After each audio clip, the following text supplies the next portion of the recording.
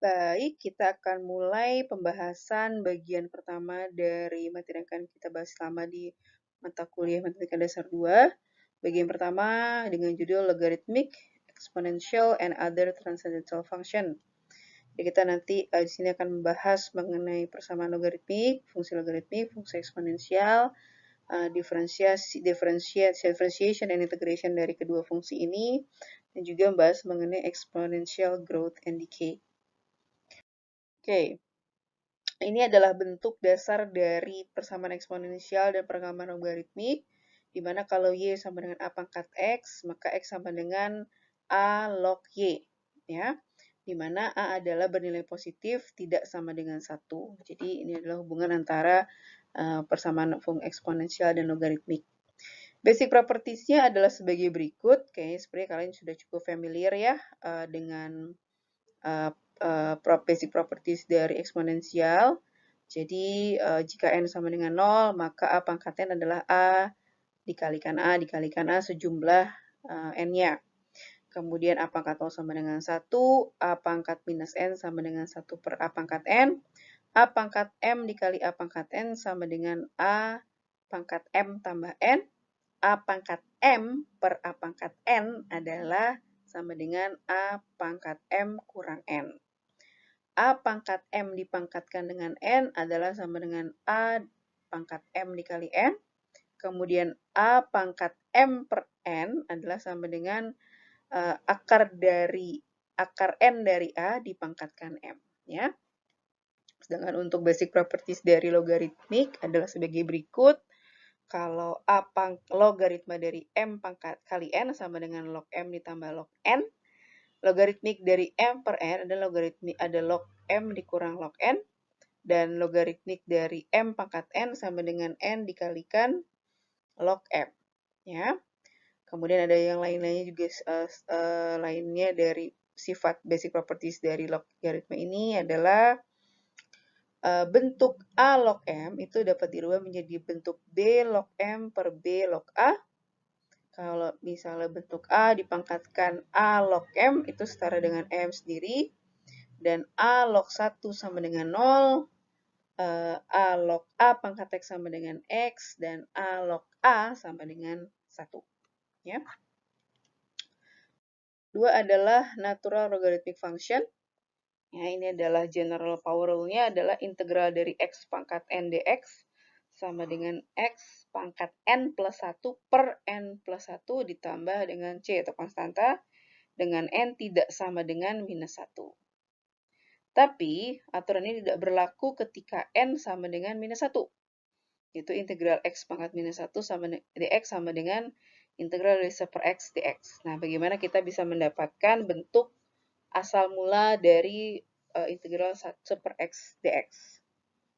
This equation is found in form of integral and function in the great variety of problems involving population growth, radioactive decay, chemical reaction rates, electric circuits, and many other phenomena in physics, chemistry, biology, geology, and any other field that use quantitative methods, meteorology, oceanography, and even archaeology. Nah, bentuk ini ada di berbagai macam masalah di bidang yang berkaitan dengan bidang MIPA ya, matematika dan IPA. Jadi umum terlihat. Nah, kita tentu sebagai seorang fisika diharapkan mampu menyelesaikan hal tersebut ya, masalah ini.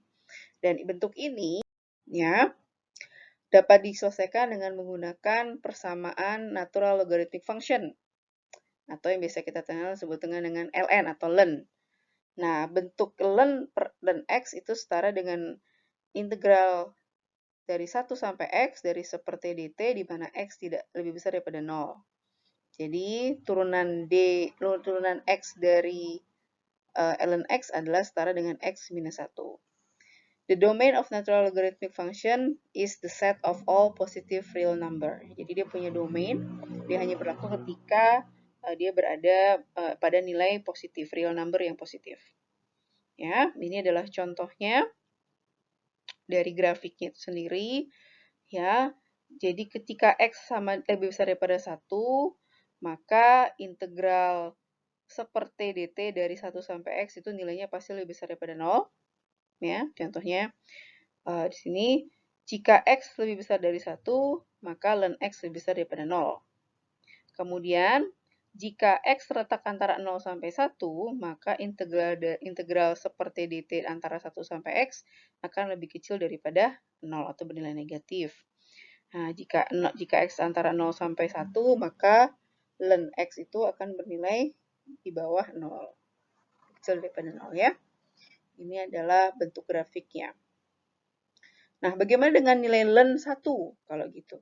Ya, tadi semuanya ketika x-nya sama dengan 1, nilainya bisa daripada 0. Ketika x-nya antara 0 sampai 1, nilainya akan lebih kecil daripada 0. Nah, bagaimana dengan nilai ketika ln-nya sama dengan 1? Ya kan? Nanti coba kita lihat ya.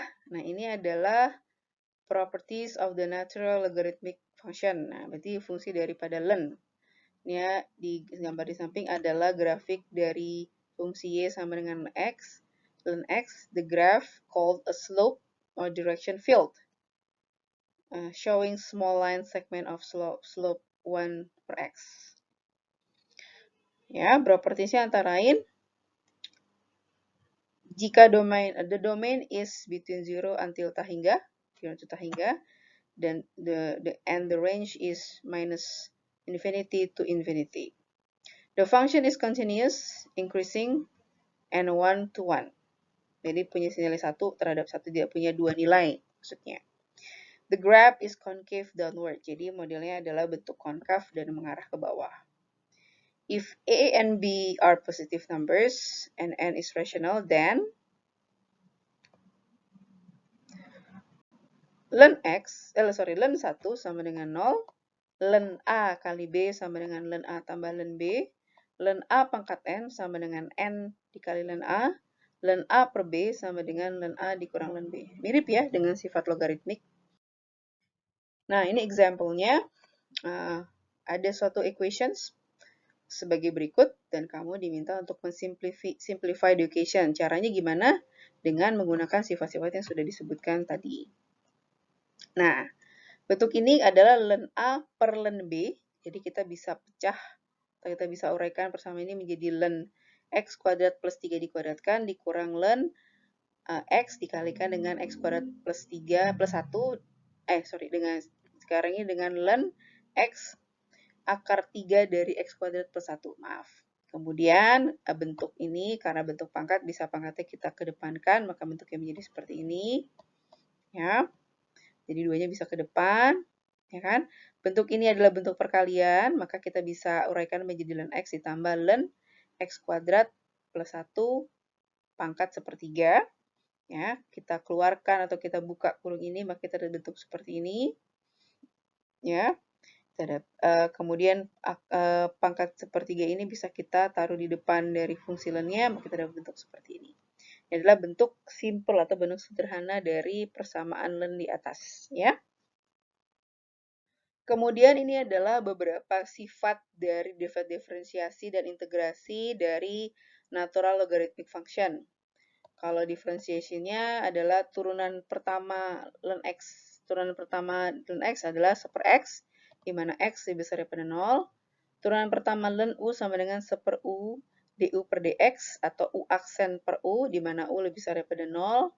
Dan turunan pertama dari ln nilai absolut u itu sama dengan u1, u aksen per u, Kemudian integrasinya. Integrasi dari 1 per x dx sama dengan ln x, integrasi 1 per u du sama dengan ln u, integrasi u aksen per x dx sama dengan ln absolut u. Ya. Nanti kita akan pakai sifat-sifat ini untuk menyelesaikan masalahnya. Kemudian inilah contoh, ingatkan kembali bahwa inilah integral of the 6 basic trigonometric function. Ya, nanti mungkin dalam fungsi ln itu sendiri ada dalam fungsi trigonometri, nanti kita bisa menggunakan sifat ini untuk menyelesaikan problemnya ya, soalnya. Integral sin u du sama dengan minus cos u plus c, integral cos u du sama dengan sin u plus c, integral tan u du sama dengan minus ln cos u plus c, integral cot tangen u du sama dengan ln sin u plus c, integral secant U du sama dengan ln secant U plus tan U plus C, dan integral cos U du sama dengan minus ln cosecant U plus kotangen U plus C. Mungkin ini bukan cos ya, salah. Harusnya cosecant, maaf. Nanti kita ganti ya. Integral cosecant U sama dengan integral cosecant U du sama dengan minus ln cosecant U plus kotangen U plus C. Ini contohnya nih, contoh soalnya. Example, differentiate the function below. Nah, ini adalah kita diminta untuk mendiferensiasikan 4 persamaan. Pertama adalah d per dx dari ln 2x. Ya, berarti ini 2x-nya adalah bentuk u, ya. Dan untuk menyelesaikannya kita juga pakai sifat tadi yang pertama yang sempat sudah ada dari kita punya adalah u aksen per u, berarti u aksen dari 2x adalah 2. Dan U sendiri adalah 2X. Itu setara dengan 1 per X. Ya, di mana U sama dengan 2X. Kemudian berikutnya adalah ln X kuadrat plus 1. Turunan pertama dari ln X kuadrat plus 1. X kuadrat plus 1 adalah U-nya, bentuk U-nya. Maka kita cukup turunkan berdasarkan sifat tadi. Turunan pertama dari X kuadrat plus 1 adalah 2X. Dan U sendiri adalah X kuadrat plus 1-nya. Kemudian turunan pertama dari X ln X. Nah, ini ingat sifat dari turunan dari dua variabel, perkalian dua variabel, maka ingat adalah U aksen V per UV aksen, ingat nggak? Oke, ya nanti coba dibuka lagi ya. Jadi ini cukup kita rubah bentuknya menjadi X dikali turunan pertama dari ln X ditambah ln X dikali turunan pertama dari X. Nih, jadi kita dapat turunan pertama dari ln X sendiri adalah 1 per X, dan turunan pertama dari X adalah 1. Jadi kita dapat X dikali 1 per X ditambah ln X kali 1. Bentuk ini X dikali 1 per X adalah 1, dan ln X dikali 1 adalah ln X. Oke. Kemudian, turunan berikutnya adalah turunan pertama dari ln X pangkat 3. Nah, bentuk ini bisa kita rubah bentuknya menjadi sama ya seperti tadi yang U aksen per U ini sendiri. Jadi turunnya sendiri adalah 3 ln X kuadrat. 3 dikali ln X dikuadratkan. Turunan pertama dari ln X kita dapatkan 3 ln X dikuadratkan. Dan turunan pertama dari ln X sendiri adalah 1 per X. Oke.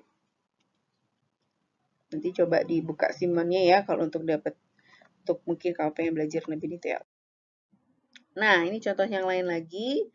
Natural logarithmic differentiation. Nah, sebagai contoh, find the derivative.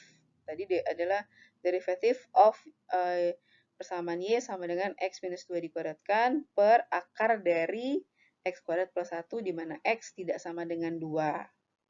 Oke. Solution. Note that Y is higher than 0 for all X is not equal to 2. Jadi kita bisa menggunakan bentuk ln Y. Ya. Caranya adalah begin by taking the natural logarithm of each side of the equation, then apply logarithmic properties and differentiate implicitly. Finally, solve for Y aksen. Oke, coba kita lihat. Ini adalah bentuk dari ln Y-nya. Ya, kita rubah persamaan tadi menjadi bentuk fungsi ln. Ya.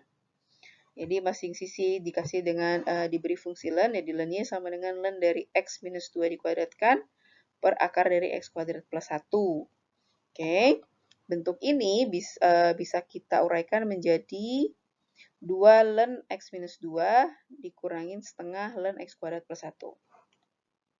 Ya.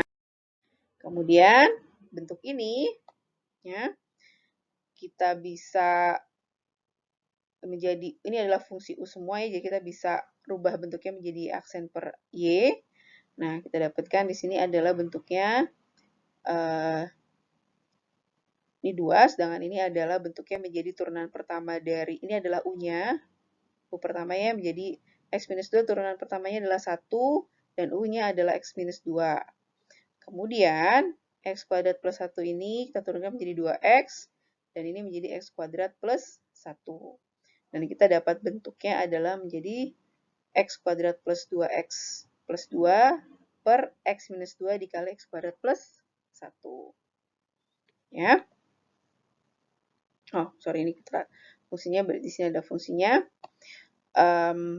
Kemudian, nah bentuk ini adalah bentuk Y aksen per Y. Kemudian bentuk Y aksennya sendiri adalah Y dikali X kuadrat plus 2X plus 2 per X minus 2 dikali X kuadrat plus 1. Bentuk Y adalah ini, X minus 2 dikuadratkan per akar dari X kuadrat plus 1. Ya, jadi bentuk Y aksennya kita dapat adalah seperti ini.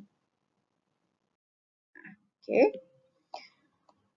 Kemudian, yang kita bahas berikutnya adalah natural exponential function. Logarithmic function x equal to 10 by the power of y. The base for the natural logarithm is defined using the fact that the natural logarithmic function is continuous, is one-to-one, and has a range of minus infinity to infinity, which is equal to number e. Oke, jadi sesuai dengan natural exponential function ini, kalau logaritmiknya adalah X sama dengan 10 pangkat, maka dasar dari natural exponential function itu adalah bilangan E. Maka natural logarithmic function ini adalah setara dengan Y sama dengan X, maka X sama dengan setara dengan atau sama dengan E pangkat Y. Ya, itu bentuk lennya.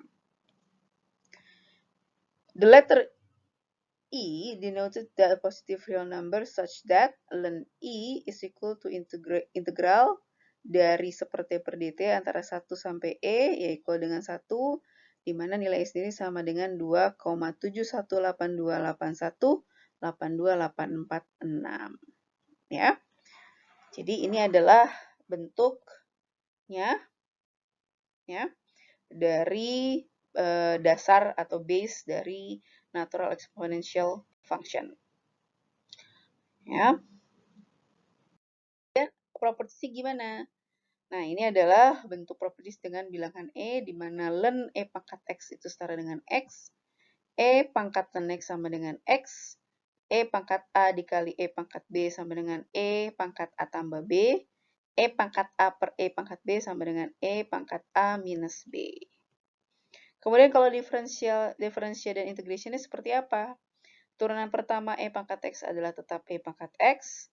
Turunan dari C E pangkat X adalah C dikalikan turunan pertama dari EX, yaitu menjadi C pangkat EX. Dan turunan dari E pangkat U sama dengan EU dikali DU per DX, di mana U adalah fungsi terhadap bilangan X. Dan integrasinya adalah integral dari E pangkat X dx adalah E pangkat X tambah C, dan integral EU per DU, EU kali DU adalah, integral EU DU adalah EU plus C. Ya. Ini contohnya. Nah, simpel ya. Kalau saya punya turunan pertama dari E pangkat 4X, maka ini bentuknya adalah E pangkat U, turunan pertama dari U 4X adalah 4, dengan ininya tetap menjadi E pangkat 4X. Kemudian ini juga sama bentuknya, berarti E pangkat U, di mana U-nya adalah X kuadrat, turunan pertama dari X kuadrat adalah 2X, dan ini adalah tetap E pangkat X kuadrat. Oke, ini saya salah ya, harusnya E pangkat X kuadrat. Kemudian D per DX, E pangkat 1/x. Nah, sama ya, ini juga berarti U-nya adalah 1/x. Nah, turunan pertama dari 1/x adalah minus 1/x kuadrat. Dan tetap E-nya pangkat 1/x. Oke. Kemudian kalau soalnya disuruh mencari integral. Integral dari E pangkat 5x dx.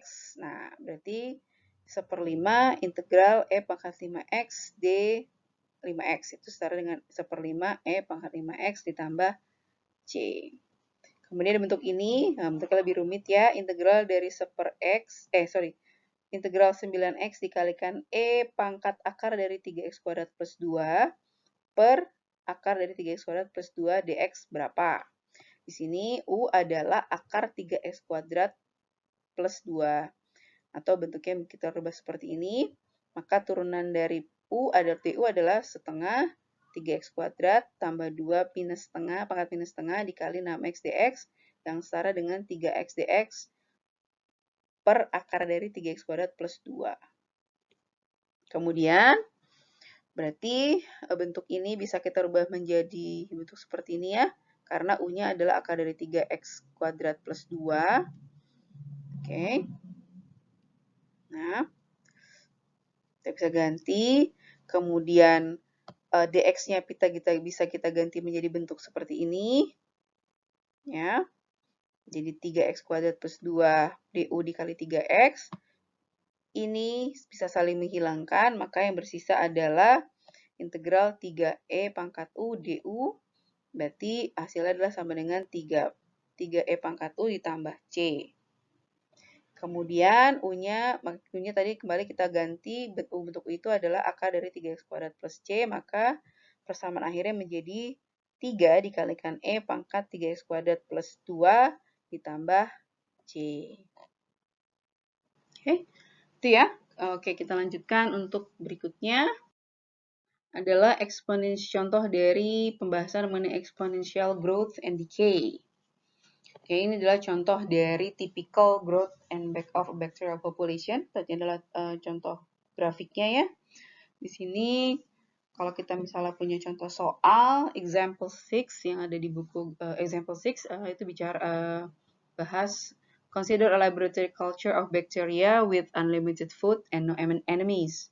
If n is equal to n with the function of time denotes the number of bacteria present at the time t, it is natural to assume that the rate of change of n is proportional to n itself.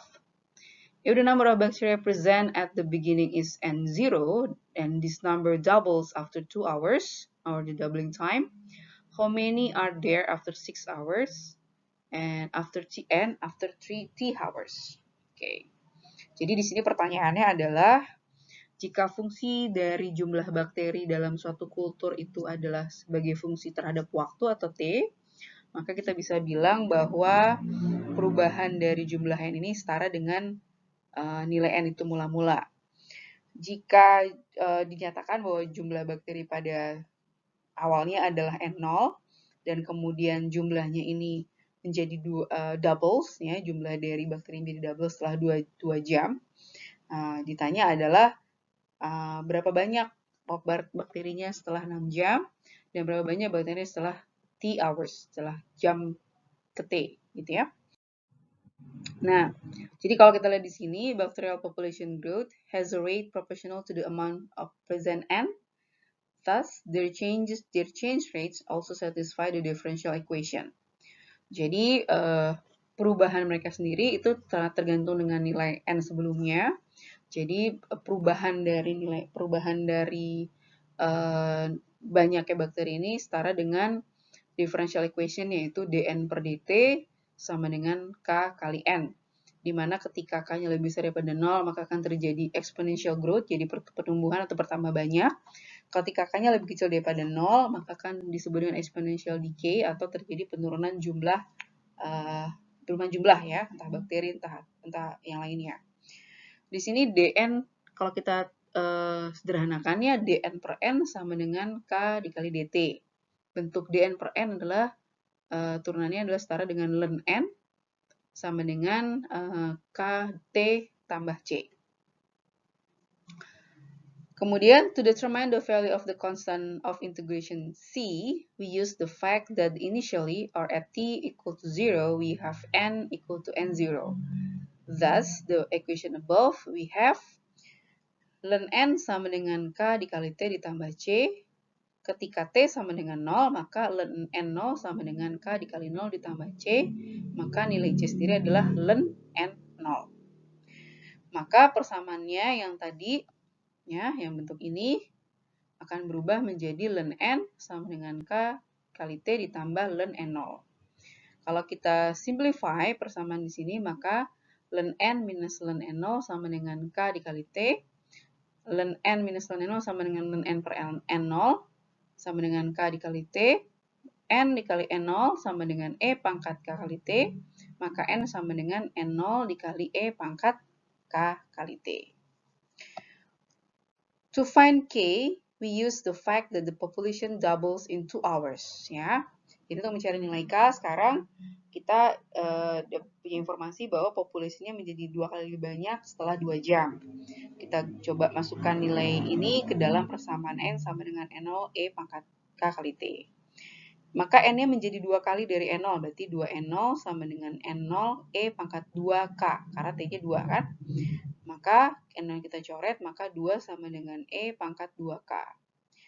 Bentuk ini kalau disederhanakan, maka 2K sama dengan len 2, berarti K sama dengan setengah len 2. Maka kita bisa ganti persamaan ini, ya, karena kita sudah punya tahu nilai informasi K-nya, menjadi N sama dengan N0, E pangkat T len 2 per 2. Yang ini menyatakan adalah jumlah populasi pada waktu T. Nah, kalau jumlah populasi setelah 6 jam, maka menjadi N sama dengan N0 E pangkat 6 len 2 per 2 sama dengan N0 E pangkat 3 len 2. Maka menjadi N0 E pangkat len 8 atau sama dengan 8 N0. Jadi 8 kalinya. Ya kan?